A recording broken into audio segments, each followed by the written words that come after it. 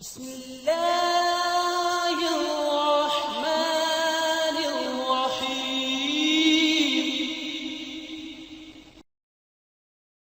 Gape. To look in great surprise at someone or something, especially with an open mouth. He gaped when he saw the bill. Glance. To give a quick short look. He glanced up at the sky.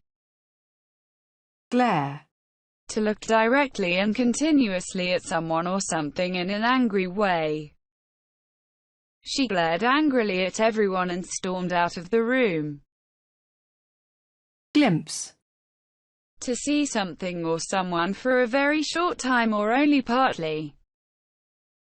We glimpsed his face in the crowd. Grab. To take hold of something or someone suddenly and roughly. Someone jumped out of the wall and grabbed my handbag. Grasp. To understand something, especially something difficult. I think I managed to grasp the main points of the lecture. Graze. To cause animals to eat grass.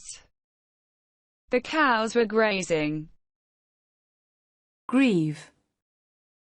To feel or express great sadness, especially when someone dies. He is still grieving over his wife. Grin. To smile a wide smile. Stop grinning and tell me what happened. Grumble.